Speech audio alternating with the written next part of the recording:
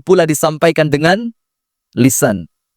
Diucapkan, diikrarkan dengan dua kalimat syahadat. Asyhadu an la ilaha illallah wa asyhadu anna Muhammadan Rasulullah.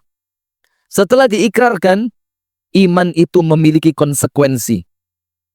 Diamalkan melalui seluruh anggota badan. Lisannya mencerminkan lisan orang yang beriman. Tangannya mencerminkan tangannya orang yang beriman.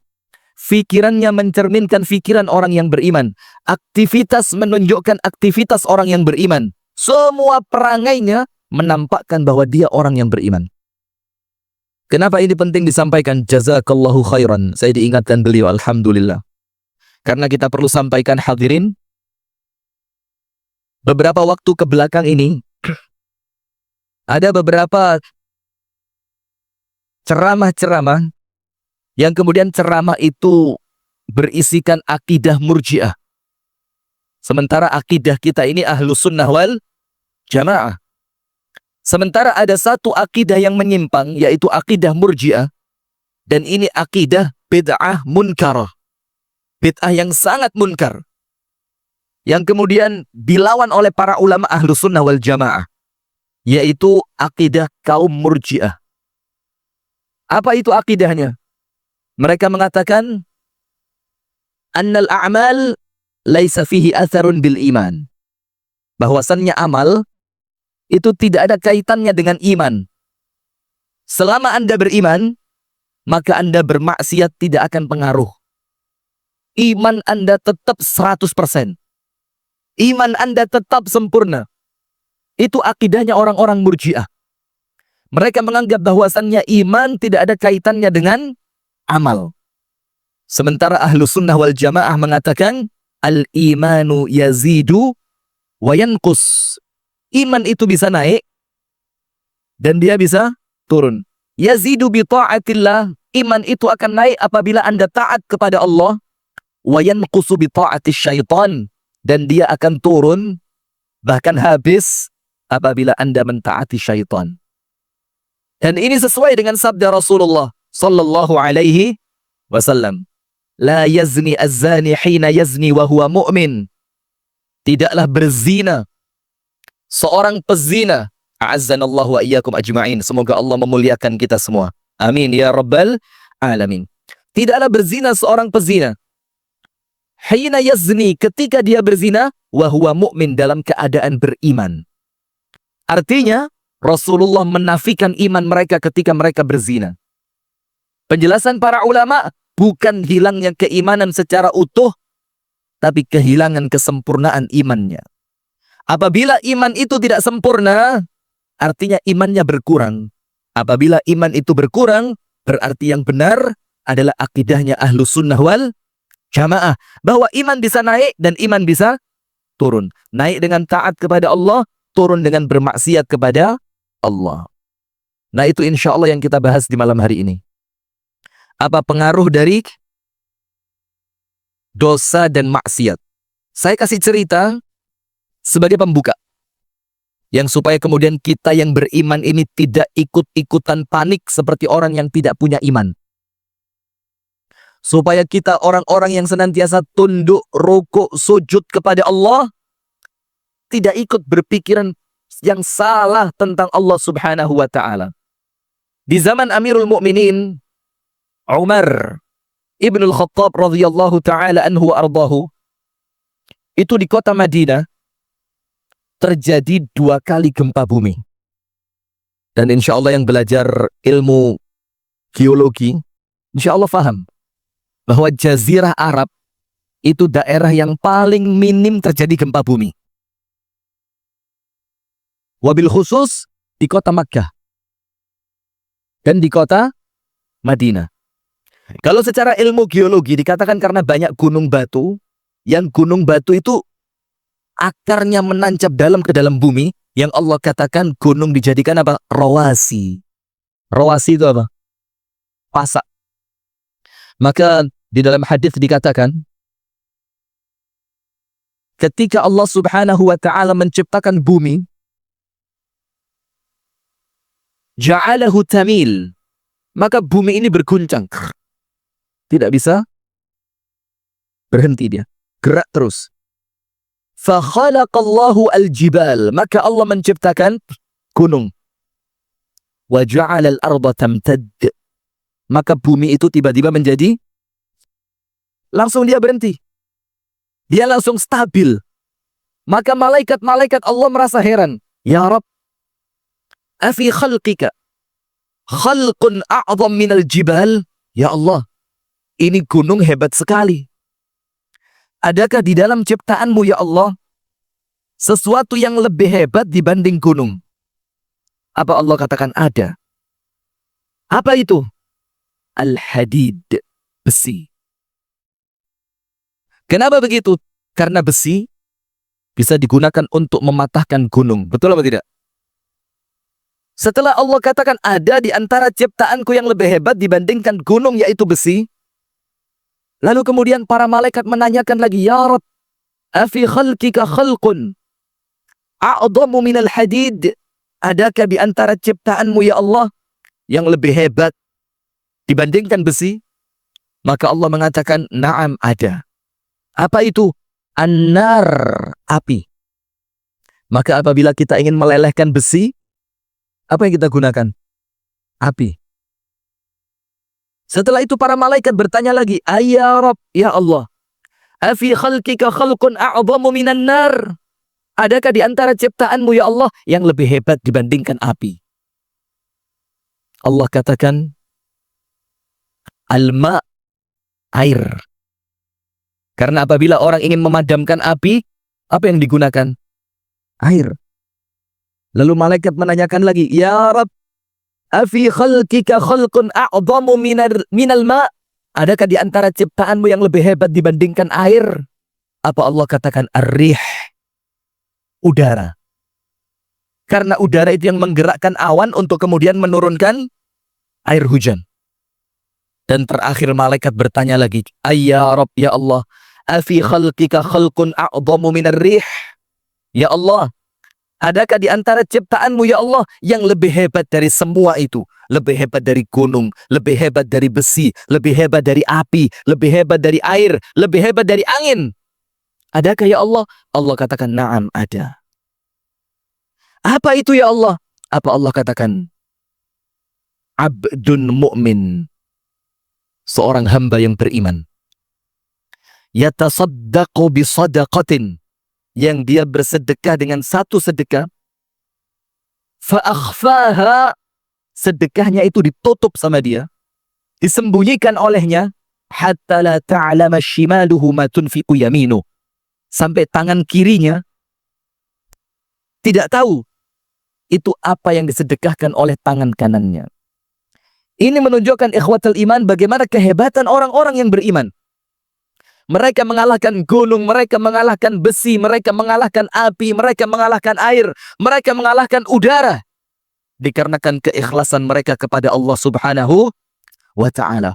Maka gunung ini menjadikan Jazirah Arab ini aman dari gempa. Tapi antum tahu, di zaman sahabat, di zaman tabi'in, itu di kota Madinah terjadi 2 kali gempa bumi. Secara tepatnya di zaman Amirul Mukminin Umar Ibnul Khattab radhiyallahu taala anhu. Gempa yang pertama biarin sama Umar. Ketika terjadi gempa bumi yang kedua, semua penduduk kota Madinah oleh Umar dikumpulkan, wajib kumpul semua. Yang sehat, yang sakit, dah ada Umar takut menular. Yang sakit dikumpulin sama Umar. Yang sehat, yang sakit, yang laki, yang perempuan, yang tua, yang muda. Bahkan perempuan yang sedang dipingit, itu oleh Umar diperintahkan untuk dikeluarkan. Ada sesuatu yang penting perlu disampaikan. Kemudian Umar mengatakan, Ya ahlal madinati, tubu ilallahi taubatan nasuha. Wahai penduduk kota Madinah, bertaubatlah kalian semua kepada Allah dengan taubatan nasuha. Taubat yang sesungguh-sungguhnya, taubat yang sebenar-benarnya, taubat dengan seikhlas-ikhlasnya, taubat dengan setulus-tulusnya. Kenapa begitu? Umar mengatakan, ma anzalallahu bala'an illa bidzambin wa ma'asiyatin. Tidaklah Allah turunkan bencana, tidaklah Allah turunkan bala, tidaklah Allah turunkan wabah. Wabah itu apa? Masuk dalam bahasa Indonesia sekarang kan? Wabah, penyakit yang menular, endemik. Apa kata Umar? Kecuali dikarenakan dosa dan maksiat. Nah, sekarang kita lihat, mohon maaf ya, munculnya virus corona semacam ini di tempat yang maksiat atau tidak? Di tempat yang maksiat atau tidak? Bahkan ulama kita zaman dulu sudah mengatakan apa? Ini bukan kita rasis, bukan. Tapi ini yang kita sampaikan aqwalul ulama, ucapannya para ulama. Dibilang apa? As-Sin masdarul wabah. Cina itu sumber munculnya wabah. Ini ucapan ulama kita zaman dahulu. Zaman ketika di sana belum terjadi apapun. Tapi para ulama Rabbani sudah mendapatkan futuhat Rabbaniyah. Mendapatkan ilmu-ilmu yang mereka mendapatkan ilham itu dari Allah. Maka mereka mengatakan As-Sin masdarul wabah. Cina itu sumber munculnya apa? Wabah. Kenapa begitu? Coba bentuk kemaksiatan apa yang tidak ada di sana. Bahkan sebelum munculnya virus corona ini, sempat kita dapatkan beberapa video, yang itu video asli bukan hoax. Banyak di antara mereka itu yang memakan binatang-binatang yang menjijikkan. Antum lihat videonya enggak? Ada yang makan kelelawar. Ada di sini. Ada yang tikus. Antum tahu tikus? Mos. Tikus itu. Bukan tikus mati. Tikus hidup. Dipakai sumpit. Itu tikus kan goyang-goyang dia. Cicit. Kepalanya itu tikus. Dicelupin ke saus. Jangan dibayangkan ya. Apa yang terjadi? Itu kepala tikus tadi dimasukkan ke dalam giginya, dikeremus.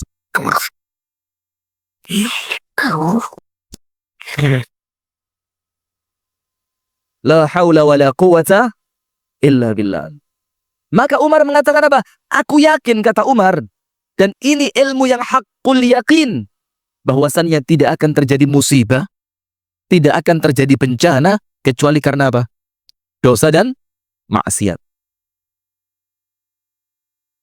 Kemudian Umar mengatakan, fa'in ata thalithatan, apabila bencana ini terjadi satu kali lagi, apabila bencana ini terulang untuk yang ketiga kalinya, apa kata Umar? Ahjurukum, aku akan tinggalkan kalian dari kota Madinah. Aku akan tinggalkan kalian dari kota Madinah. Kenapa begitu? Karena kalau sampai terjadi yang ketiga kalinya, itu artinya kalian qaumun la ya'tabirun. Kaum yang tidak bisa mengambil pelajaran. Nah, sekarang kita lihat Al-Imam Al-Hafidh Ibnu Katsir di dalam kitab sejarahnya Al-Bidayah wan Nihayah, itu beliau menuliskan pada tahun 470 sekian Hijriyah. Jadi tahun yang belum lama setelah Rasulullah meninggal ya, abad ke-5 Hijriyah. 470 sekian. Di negerinya umat Islam itu terjadi wabah menular. Maka lihat apa yang dilakukan oleh khalifah di zaman itu. Apa yang dilakukan oleh pemimpin di zaman itu. Yang dikumpulkan bukan medis. Yang dikumpulkan apa? Bukan dokter, bukan perawat, bukan mereka yang ngerti ilmu medis. Terus yang dikumpulkan siapa? Al-ulama, para ulama. Lalu khalifah tanya, ini diceritakan oleh Ibnu Katsir dalam kitabnya Al-Bidayah wan Nihayah. Itu kalau bisa dibahas di sini, keren itu kitab itu. Itu kitab sejarah yang terlengkap. Yang nulis siapa? Al-Imam Ibnu Katsir. Sudah. Maka dikumpulkan para ulama. Setelah para ulama berkumpul, apa yang terjadi? Khalifah tanya, ma sababu hadzal bala'i wal waba? Para ulama, tolong diberitahukan kepadaku, apa sebab terjadinya bala dan wabah ini? Apa ulama katakan? La syakka annahu nazala bidzambin wa ma'asiyatin. Tidak kami ragu sedikit pun bahwa bencana dan wabah ini datang kecuali karena musibah, kecuali karena maksiat. Kecuali karena apa? Maksiat. Terus khalifahnya tanya, "Wa ma ta'muruna?" Terus apa yang kalian perintahkan untuk kami para ulama? Apa kalian perintahkan untukku, kata khalifah. Apa kata ulama? Iqamatu al-amri bil ma'ruf wan nahi 'anil munkar. Kalian dirikan amar ma'ruf nahi munkar. Dan betul, langsung ini khalifah memerintahkan semua pasukannya untuk menuju pelosok-pelosok negerinya. Untuk apa? Menghancurkan tempat-tempat kemaksiatan. Untuk kemudian mereka melakukan amar ma'ruf nahi munkar. Dan yang terpenting bukan amar ma'rufnya, tapi apa? Nahi munkarnya. Setelah itu dilakukan amar ma'ruf nahi munkar, di mana-mana digalakkan. Apa Imam Ibnu Katsir mengatakan, "Wa ma makatha ghaira ba'id illa rafa'ahu Allah." Dan amar ma'ruf nahi munkar itu belum dilakukan lama, artinya baru sebentar dia. Baru sejenak dilakukan, baru sebentar, sepekan mungkin, 2 pekan mungkin, gak sampai sebulan. Apa yang terjadi? Illa rafa'ahu Allah. Maka wabahnya sama Allah diangkat. Artinya dari cerita yang kita sampaikan di pembuka ini, menunjukkan kepada kita, semua musibah yang terjadi, semua wabah bencana yang ada di sekitar kita, tidaklah terjadi karena apa? Kecuali karena apa? Maksiat. Berarti apabila antum ingin menghilangkan kemaksiatan itu, antum tidak cukup menjadi orang yang saleh, tapi antum harus menjadi orang yang muslih. Apa bedanya saleh dan muslih? Apa bedanya? Kalau saleh, baik dalam dirinya saja. Dia sholat, dia puasa, dia baca Al-Quran, dia tidak bermaksiat. Orang soleh. Tapi ternyata soleh saja tidak cukup. Karena Allah katakan dalam Al-Quran, "Wattaqu fitnatan la tusibanna alladhina zalamu minkum khassah." Takutlah akan datangnya suatu bencana. Yang bencana itu tidak hanya Allah timpakan kepada orang-orang yang zalim saja. Artinya, orang yang soleh, mereka kena atau tidak? Kena. Kemudian Ibnu Katsir mengatakan tafsirnya apa? Mengapa ya Allah orang yang soleh tetap terkena bencana? Mengapa yang terkena bencana bukan mereka yang zalim saja? Mengapa yang terkena bencana bukan mereka yang maksiat saja ya Allah? Apa kata Al-Imam Al-Hafidh Ibnu Katsir? Li'annahum taraku al-amra bil ma'ruf wan nahya 'anil munkar. Karena orang-orang yang saleh, mereka tidak melakukan amar ma'ruf nahi munkar. Maka ketika itu musibah datang, apa yang terjadi? Semuanya Allah timpakan musibah. Nanti antum pulang, saya kasih PR. Apa PR-nya? Buka surah Hud. Surat apa? Hud. Ayat berapa? 117. Ayat berapa? 117. Apa Allah katakan di sana? Ini jadi kuliah subuh besok Pak BKM ya. Insyaallah. Surat Hud ayat 117. Apa Allah katakan? Wa ma kana rabbuka liyuhlikal qura bidzulmin wa ahluha muslihun. Tidak akan pernah Allah mendatangkan musibah pada suatu tempat, sementara di tempat itu penduduknya adalah mereka-mereka yang muslih. Sementara di tempat itu penduduknya adalah orang-orang yang melakukan amar ma'ruf nahi munkar. Berarti datangnya musibah itu ketika orang soleh mencukupkan dirinya dengan kesolihannya tanpa ia tergerak untuk memperbaiki orang lain. Faham sampai sini hadirin? Berarti amar ma'ruf nahi munkar penting atau tidak? Penting atau tidak? Misalkan di tempat kita ada kemaksiatan, kita diam atau kita lakukan amar ma'ruf nahi munkar? Diam atau dilakukan? Ini penting. Jangan diam. Jangan apatis. Tapi ingat, lakukan dengan cara yang terbaik. Nggak boleh sembarangan. Musyawarah dulu. Bikin forum komunikasi takmir masjid dan musola. Lalu kumpulkan mereka, rapat. Ini bagaimana di masyarakat kita ada tempat maksiat. Setelah semuanya rapat, semuanya musyawarah, angkat ke pihak yang berwenang. Tunjukkan datanya. Baru ketika sekali, 2 kali, 3 kali mereka tidak bergerak, boleh kita mendatangi tempat itu. Kenapa? Karena ini musibah yang datang, bukan cuma kalian yang maksiat yang terkena, tapi kami yang duduk di masjid, itu pun akan terkena. Dan kalau antum diamkan, antum aman insya Allah, bisa jadi. Tapi ingat, antum punya anak. Antum punya cucu yang belum tentu selamat dari kemaksiatan itu. Nah, sekarang hadirin kita masuk ke materi. Itu baru pembukaan itu ya, jangan khawatir. Kita masuk ke materi sekarang. Dampak dosa dan maksiat dalam kehidupan. Jadi kalau Anda berdosa, kalau Anda bermaksiat, apa yang akan Anda dapatkan dalam kehidupan Anda? Apa yang akan Anda rasakan dalam kehidupan Anda? Rumah tangga, ekonomi, kesehatan, kemasyarakatan, ketenangan dalam hati. Apa yang akan terjadi? Ternyata, maksiat yang Anda lakukan, itu ibarat racun yang Anda minum. Ketika Anda meminum racun, walaupun dosisnya cukup kecil, ada pengaruhnya enggak? Pasti ada pengaruhnya. Sampai-sampai An-Nabi SAW meninggal karena takdir dari Allah. Asbab meninggalnya apa? Memakan daging kambing, yang daging kambing itu oleh perempuan Yahudi diberi apa? Diberi apa? Racun. Seorang Nabi Muhammad bisa terpengaruh kesehatannya karena racun. Maka maksiat itu ibarat racun. Apabila antum bermaksiat, maka yang mati bukan fisik tapi apa? Hati. Dan para ulama mengatakan ajaban. Sungguh menakjubkan. Sungguh mengherankan. Apa itu?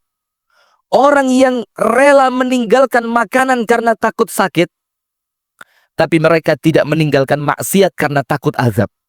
Ada enggak di sini orang nggak berani makan kikil? Tahu kikil ya? Apa kikil? Kikil dimasak kuning, kuah kuning, enak gak? Wih, mantap. Nggak berani makan kikil, takut penyakit apa? Kolesterol. Misalkan dia kena penyakit jantung koroner, misalkan dia kena penyakit stroke. Berani makan kikil dia? Berani makan kikil dia? Nggak berani. Berani makan jeroan kambing? Kenapa antum pegang dia? Sakit jantung dia? Oh enggak ya? Masya Allah, antum mudah-mudahan panjang umur, sehat walafiat, berkah hidup antum. Insya Allah, amin. Bacaan Qurannya Masya Allah. Top ya? Bagus gak suara qori Qurannya tadi? Bagus gak? Sudah nikah qorinya? Sudah nikah belum tadi? Belum. Rebutan akhwat. Lihat tadi qorinya tadi. Itu suaranya mantap. Antum setiap mau tidur nanti dibacain Quran. Dan bacanya nggak sedikit. Dibacainnya berapa? 30 juz. Seminggu baru tidur antum insya Allah. Sudah, kita lanjutkan.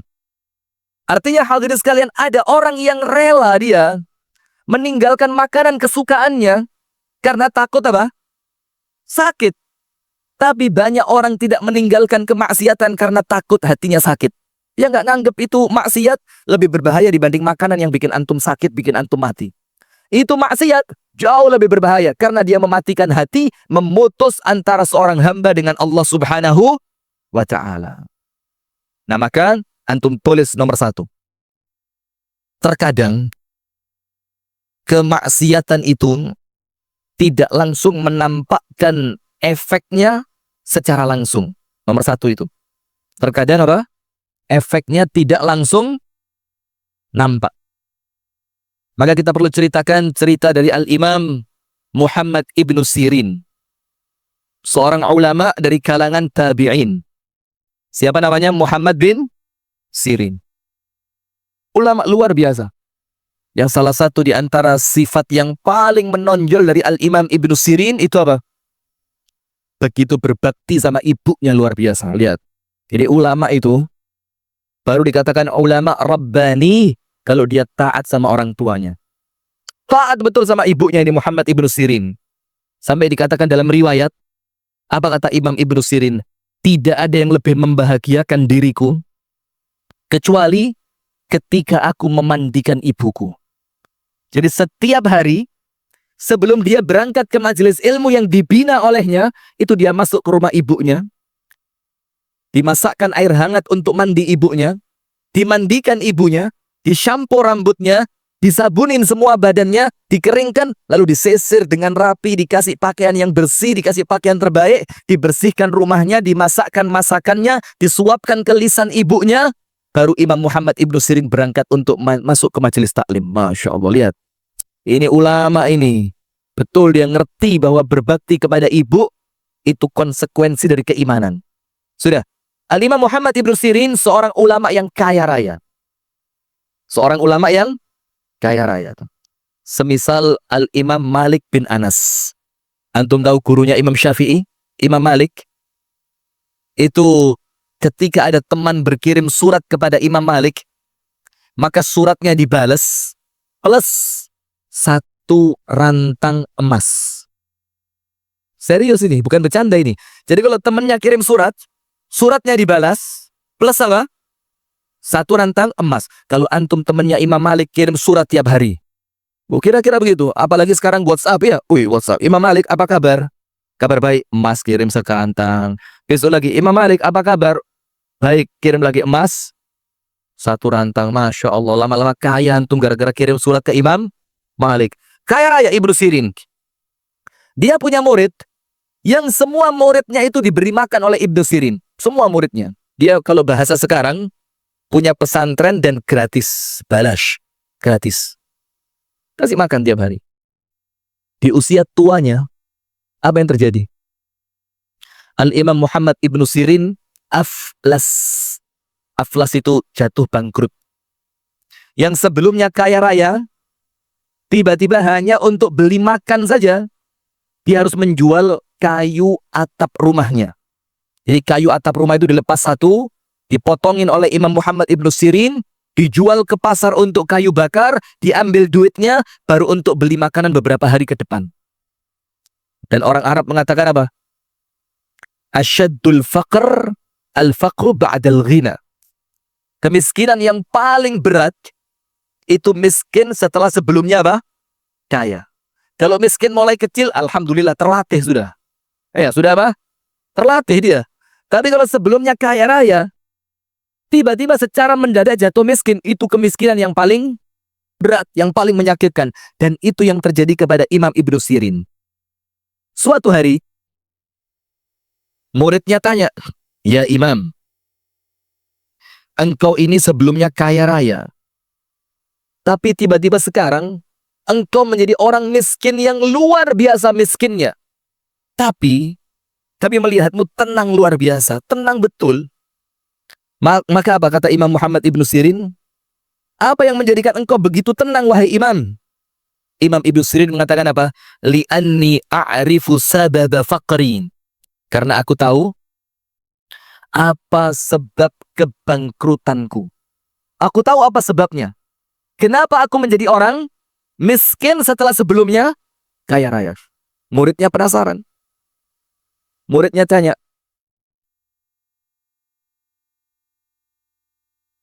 "Wa ma sababu faqrik wa aflasik?" Apa sebab kamu menjadi miskin seperti ini? Apa yang menjadikan kamu itu jatuh bangkrut seperti saat ini? Dengarkan ibu-ibu. Ini untuk ibu-ibu lebih penting dibanding untuk siapa? Bapak-bapak. Tapi mohon maaf ya, nggak usah baper. Nggak usah apa? Baper. Oh, baper. Nggak usah, santai aja ya. Apa sebab bangkrutnya? Dengerin. Kana qabla 40 sanatan marra rajulun amami wa huwa aflasu fi tijaratihi wa qultu lahu wa unadihi ya muflis. Apa artinya? Dahulu 40 tahun yang lalu, 40 tahun, berapa tahun? 40 tahun yang lalu, ada seorang laki-laki yang jatuh bangkrut, perniagaannya hancur, hartanya habis, rumahnya ludes. Itu laki-laki lewat di depan saya. Dan saya panggil laki-laki itu. dan saya teriak di depan mukanya, saya ucapkan apa? Orang bangkrut. Maka sekarang, ba'da arba'ina sanatan, setelah 40 tahun, Allah membalas ucapanku itu dengan kebangkrutan. Hati-hati. Bahaya enggak lisan ini? Bahaya enggak? Itulah kenapa Abdullah ibnu Abbas mengatakan, aku, kata Abdullah bin Abbas, ma'ayyartu ahada. Tidak pernah menghina seorang pun. Abdullah bin Abbas mengatakan apa? Aku tidak pernah menghina seorang pun dengan lisanku. Hatta kalban. Sampai pun seekor anjing. Tidak pernah aku hina. Kenapa? Karena apabila aku menghina seekor anjing, aku khawatir Allah akan membalasku menjadi seperti seekor anjing. Karena apa? Tidaklah seorang manusia menghina orang lain dengan lisannya, kecuali sebelum dia mati, Allah akan mengujinya seperti orang yang dia hina. Hati-hati. Artinya apa di sini? Dosa yang kita lakukan, hadirin, belum tentu saat ini kita rasakan dampaknya. Belum tentu. Boleh jadi setahun ke depan. Boleh jadi 5 tahun ke depan. Boleh jadi 20 tahun ke depan.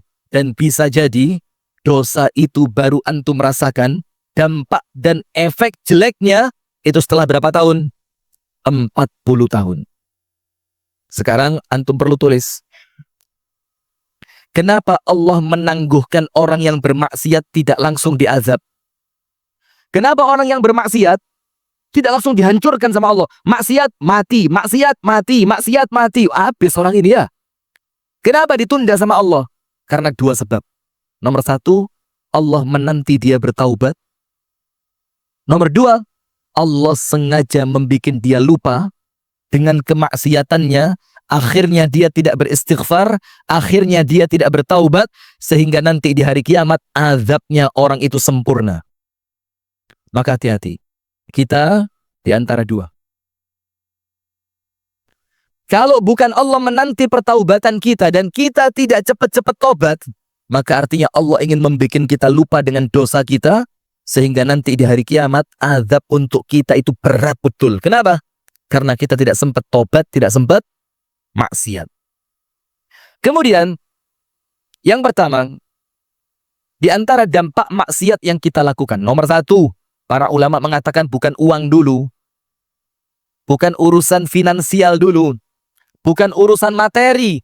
Nomor 1, yang menjadi kerisauan para ulama, yang menjadi kerisauan ahli ibadah ketika mereka bermaksiat, itu apa? Tentang ilmu. Tentang apa? Ilmu.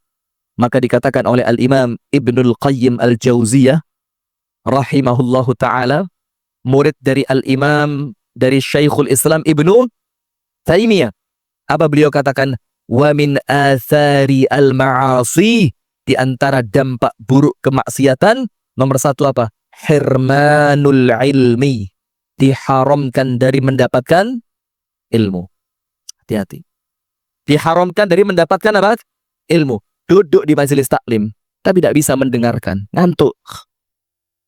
Maaf ya, boleh jadi karena terlalu banyak dosa. Ngantuk enggak? Tapi rame sendiri.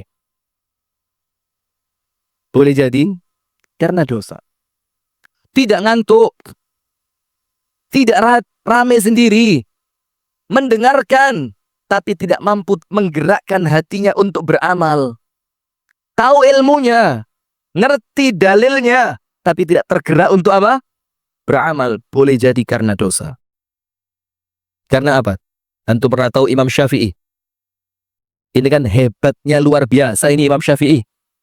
Sampai Imam Syafi'i itu tidak berguru kepada Imam Malik sebelum Imam Syafi'i menghafalkan kitabnya Imam Malik Al-Muwatta. Ribuan hadis. Sudah hafalannya kuat. Suatu hari, Al-Imam Asy-Syafi'i mengeluhkan tentang hafalannya yang tidak lagi sekuat zaman dahulu. Hafalannya mulai apa? Mulai melemah. Yad'uf, mulai melemah. Maka dia datang kepada gurunya yaitu Imam Waqi'. Kepada gurunya yaitu siapa? Imam Waqi'. Maka dikatakan dalam bait syair yang sangat masyhur, ini yang pernah ngaji di pondok mesti hafal ini. Apa itu? Syakautu ila waqi'in su'a hifdhi فأرشدني إلى ترك المعاصي وقال فإن العلم نور ونور الله لا يهداه عاصي. Aku mengeluhkan tentang buruknya hafalanku kepada Imam Waqi', kepada guruku. Maka guruku mengatakan kepadaku untuk supaya aku meninggalkan kemaksiatan. Kenapa begitu? Wa qala fa innal ilma nurun, dan guruku mengatakan karena ilmu itu adalah cahaya dari Allah. Wa nurullahu la yuhdahu 'asi. Sementara cahaya Allah itu tidak akan bisa bertempat di hati yang penuh dengan maksiat. Maka hati-hati. Kalau kemudian ilmu itu tidak berbekas di hati kita, ilmu itu tidak menambahkan rasa takut kita kepada Allah atau tidak menguatkan kita untuk semakin dekat dengan Allah, apa para ulama katakan, man zada ilmuhu wa lam tasdad ibadatuhu fa ilmuhu la yaziduhu illa bu'da. Barang siapa yang bertambah ilmunya, tidak bertambah ibadahnya, tidak bertambah kedekatannya kepada Allah, maka tidaklah ilmu itu menambahkan kepadanya kecuali semakin jauh dari Allah. Hati-hati. Dan salah satu yang akan Allah tanyakan kelak di hari kiamat, la tazulu qadama 'abdin yaumal qiyamat hatta yus'ala an arba'. Kaki kita semua, laki ataupun perempuan, tidak akan bergerak satu langkah pun di hari kiamat sampai kita menyelesaikan 4 pertanyaan. Maka para ulama mengatakan apa? A'iddul jawaba qabla su'al. Maka siapkan jawabanmu sebelum engkau ditanya. Nomor 1, an umrihi fima afnah. Umurnya habis untuk apa? Hati-hati. Umur kita ini, mulai kita balik sampai nanti kita meninggal dunia, insya Allah husnul khatimah. Amin ya rabbal alamin. Itu oleh Allah ditanya. Dan maaf ya, tidak ada jawaban borongan. Ngerti borongan? Gini ya Allah, biar singkat ya, kita kompromi aja lah. Gimana itu? Mulai kecil sampai remaja sibuk sekolah. Ya sudah. Remaja sampai nikah sibuk cari kerja ya Allah. Setelah nikah sampai tua sibuk rumah tangga ya Allah. Tua sampai mati sibuk ngurusin penyakit sama obat ya Allah. Selesai? Enggak. Allah tanya buat antum ini dan saya juga detik per detik. Maka waktu yang paling menyenangkan, waktu yang paling menyelamatkan adalah waktu yang kita gunakan dalam rangka taat kepada Allah. Nomor 1, umurnya habis buat apa? Nomor 2, wa'an syababihi fima ablah. Umur sudah, sekarang usia muda. Muda itu berapa? Muda itu umur berapa? Berapa? Kenapa 15? Kenapa? Muda, menurut para ulama itu mulai balik sampai 40. Sampai berapa? 40. Artinya di bawah 40 masih muda. Angkat tangan yang masih muda. Oh, jangan ikut-ikut yang tua ya. Gak usah ngomong umur, sensitif. Sudah. Saya kelahiran 97. Sudah? Percaya? Enggak. Awas kualat ya, nggak percaya sama Ustadz ya. Sudah. Kemudian 40 sampai 60. 40 sampai 60 apa? Dewasa. Maka ibu-ibu kalau cari menantu yang dewasa kan? Ibu-ibu kalau cari menantu yang dewasa kan? Dewasa. Berarti cari menantu yang usianya berapa? Di atas 40. Sepakat ya? Ketawa antum. Sudah. Ditanya sama Allah, usia mudamu habis untuk apa? Mulai balik sampai 40. Ditanya detik per detik. Umur umum, muda secara khusus. Nomor 3, wa an malihi min aina iktasabahu wa fima anfaqahu. Ditanya tentang uang. Dapat dari mana? Habis untuk apa? Dan yang keempat, hati-hati, ini yang kita maksudkan sekarang. Wa an ilmihi madza amila bih. Ditanya sama Allah, ilmumu engkau gunakan untuk apa? Ilmu yang engkau miliki, pengajian yang engkau dengarkan, kitab yang engkau baca, hadis yang engkau hafalkan, ayat Al-Quran yang engkau fahami, engkau gunakan untuk apa? Ditanya sama Allah. Dan salah satu yang menyebabkan kita tidak mampu mengamalkan ilmu, itu karena maksiat. Nah, maka nomor satu, orang yang banyak maksiat, Allah jauhkan dia dari ilmu. Kalaupun dapat ilmu, tidak mampu mengamalkan. Kalaupun mampu mengamalkan, tidak mendapatkan keberkahan ilmu. Maka mohon maaf ya, tablik akbar semacam ini, jujur aja sudah. Terkadang materi yang disampaikan oleh ustadz-ustadz yang datang itu terulang. Betul tidak? Ada sebagian yang terulang. Terus mengapa antum masih semangat mendengarkan lagi? Karena di majelis ilmu yang kita cari bukan hanya ilmunya, tapi keberkahan majelisnya. Karena di majelis ini orang sakit oleh Allah disembuhkan. Di majelis semacam ini, orang yang punya masalah oleh Allah diselesaikan. Di majelis ini, orang yang hatinya sedih oleh Allah dibahagiakan. Di majelis ini, orang yang memiliki keinginan oleh Allah diterima dan dikabulkan keinginannya. Maka yang kita cari bukan sekedar ilmu, tapi apa? Keberkahan. Maka maksiat menghilangkan keberkahan ilmu. Antum lihat orang zaman dahulu. Sama gurunya, Masya Allah, hormat luar biasa. Pandai, mungkin tidak terlalu, tapi hidupnya bahagia. Kenapa? Barokah. Nomor 2. Guys, saya dibilang sama panitia tadi sampai jam 10. Jam 10 aku bilang, tanggung jawab antum ya. Kurang 10 menit. Nomor 2, hirman ar-rizq. Tidak mendapatkan rezeki. Maka mohon maaf. Kalau antum melihat rezeki antum seret, buka toko, tokonya bangkrut. Berdagang, dagangannya ludes, duit tidak ngumpul. Kadang-kadang usaha sama teman kongsi, ditipu. Apalagi kemudian? Ya pokok rezekinya tidak ngumpul. Punya duit. Dan ini banyak di antara kita. Jangan selfie aja. Kita punya duit. Banyak di antara kita ini tidak terasa. Perasaan kemarin barusan dapat uang. Kok tiba-tiba nggak terasa duit itu tiba-tiba apa? Habis. Pernah ngerasain seperti itu? Pernah ngerasain? Oh sering kalau model ini ya. Duit 2 juta, 3 juta, 5 juta. Sampai terkadang kita nggak tahu itu uang hilangnya kemana, betul nggak? Nah maka yang paling aman, uang itu titipkan siapa? Titipkan siapa? Istri. Masya Allah, suami teladan antum. Titipkan istri katanya, susah mintanya. Dek, minta duit, dek, mau beli makan ke depan. Berapa? 10.000. Pas 10.000 dikasih.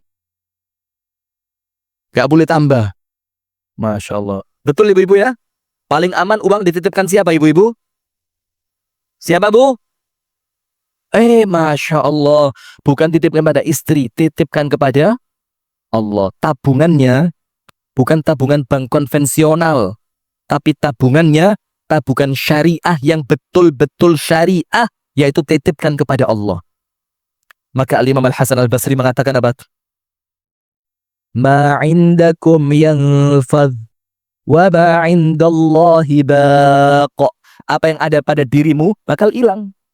Dan apa yang ada pada sisi Allah, itulah yang kekal. Maka Imam Hasan Basri mengatakan, itulah mengapa apabila aku menyayangi sesuatu, aku menyukai sesuatu, aku mencintai sesuatu, aku titipkan di tempat yang akan menjadikan milikku itu kekal. Muridnya tanya, dititipin siapa Imam? Aku titipkan kepada Allah. Bagaimana caranya Imam? Aku serahkan untuk Islam wal muslimin. Maka itu tidak akan diambil orang lain dan itu untukku. Maka Imam Hasan Basri, ketika ada orang minta-minta datang ke rumahnya, ja'ahu mutasawwilun, datang tukang minta-minta, pengemis. Apa Imam Hasan Basri katakan? Marhaban biman ya'khudhu mata'i ilal akhirati majjana. Selamat datang kepada orang yang akan membawakan barangku ke akhirat cuma-cuma. Jadi nggak malah minta terus ente. Wa ammas sa'ila fala tanhar. Orang yang minta-minta jangan dihardik. Antum tidak mau kasih, jangan kasih. Tapi jangan sampai keluar kalimat yang menyakitkan. Nomor 2, orang yang banyak maksiat, sama Allah rezekinya diseret. Itu keran rezekinya, itu sama Allah ditutup. Kalaupun netesnya setahun cuma 2 kali. Idul Fitri dan Idul Adha. Setelah itu nggak netes, sudah mati dia. Mau disedot-sedot, nggak keluar dia. Kenapa? Maksiat yang nutup dia. Maka lihat, Allah Subhanahu wa taala berfirman di dalam Al-Qur'an, "Wa fis samaa'i rizqukum wa ma tu'adun." Dan di langit, kata Allah, tempat Allah menyimpan rezeki kalian. Di mana? Di langit. Nggak ada orang bisa nyuri. Wa ma tu'adun, dan apapun yang Allah janjikan untuk kalian, Allah simpan di langit. Maka Abdullah bin Abbas mengatakan apa? Inna fis sama'i la furaj. Di langit itu, ini kan langit ini. Di langit itu, apabila kalian lihat dan bisa dilihat, maka langit itu memiliki furaj. Furaj itu apa? Lubang. Dia punya banyak lubang. Kemudian apa? Dari satu lubang, yanzilur rizq, Allah turunkan rezeki. Karena rezeki kita oleh Allah disimpan di mana tadi? Di langit. Maka untuk Allah menurunkannya ada lubang. Banyak lubang. Dan setiap lubang, Allah menurunkan satu rezeki. Rezeki anak, rezeki uang, rezeki sehat, rezeki istri yang salihah, rezeki suami yang saleh, rezeki ketenangan batin, rezeki kebahagiaan, rezeki teman-teman yang saleh. Itu lubangnya tidak ada yang sama. Lalu Abdullah bin Abbas mengatakan apa? Apabila seorang hamba melakukan satu dosa, ughliqa baban min abwabi rizqihi, Allah tutup satu pintu di antara pintu rezekinya dia. Dan celakanya apa? Kita tidak tahu itu yang oleh Allah ditutup, itu pintu rezeki apa untuk kita. Boleh jadi yang tertutup karena satu dosa yang kita lakukan, itu rezeki kebahagiaan rumah tangga. Dan dikatakan apa? Wala yuftahu illa bitaubah. Dan pintu rezeki yang terlanjur tertutup oleh Allah tidak akan dibuka sampai orang itu melakukan apa? Tobat. Maka hati-hati. Boleh jadi rezeki anak yang soleh itu tertutup dari kita bukan karena anak kita nakal, bukan. Tapi apa? Kita yang menutup pintunya dengan maksiat yang kita lakukan. Boleh jadi rezeki istri yang taat kepada suami yang menjadikan istri kita tidak taat kepada kita bukan karena dia jahat, tapi karena suami yang menutup pintunya dengan kemaksiatan yang suami lakukan di luar rumah. Maka para salaf mengatakan apa? Inni la'asillah. Suatu hari aku maksiat sama Allah. Hina raja'tu ilal bait. Ketika aku pulang ke rumah, wajadtu dzalika fi khuluqi zaujati. Langsung aku dapatkan efeknya, itu istriku menjadi istri yang tidak baik. Kenapa? Karena rezeki istri yang taat dari pintu yang Allah telah buka, suami yang menutupkan pintu itu dengan bermaksiat kepada siapa? Allah. Ketenangan batin. Rezeki bukan? Rezeki bukan? Tenang hatinya, Masya Allah. Di rumah tenang, kumpul sama anak, sama istri tenang. Di tempat ibadah, tenang, nggak buka HP, Masya Allah. Baru tempat ini saya, Masya Allah. Pengajian tablik akbar nggak ada yang buka HP. Insya Allah, bagus ya. Karena nggak punya aja ya. Nggak ada paket. Nggak ada wifi gratis. Antum pemburu wifi gratis kayaknya ya. Ini model-model yang ngopi, satu gelas 4.000, duduknya 5 jam. Satu gelas berapa kopi antum? 4.000 ya. Duduk berapa? 5 jam. Semua di-download sama dia. Mau gratis Ustadz. Ini yang punya kedai kopi ngamuk-ngamuk nanti ya. Kalau antum datang diciri sama dia, jangan boleh masuk dia. Ini rugi. Kita untung segelas cuma 1.000, wifi dihabisin dia katanya. Sudah. Ketenangan batin. Itu boleh jadi tidak kita dapatkan sumpek. Ngerti sumpek ya? Sumpek. Galau. Gak tenang hatinya. Jangan buru-buru. Ini karena rumah nggak terlalu besar ini. Anak nggak bisa di sini. Sumpek anak di sini nggak kuat. Bukan karena istri juga. Oh istri jelek. Enggak. Bukan karena rumah nggak ada AC. Sampai anget seperti ini. Masya Allah enak angetnya. Ini sehat. Anti corona. Amin ya Rabbal Alamin. Rumah nggak ada AC. Nggak betah. Lah bukan karena itu. Bukan karena itu. Rasulullah rumahnya kecil atau besar? Kecil. Ber-AC atau tidak? Tidak. Perabotannya mewah Atau tidak ada perabotan? Tidak ada perabotannya. Ada kamar mandi mewah di dalam? Tidak ada. Ada meja makan di dalam? Tidak ada. Ada spring bed di dalam? Tidak ada. Ada bed cover di dalam? Ada panci presto di dalam? Bu, ada panci presto di dalam? Tidak ada.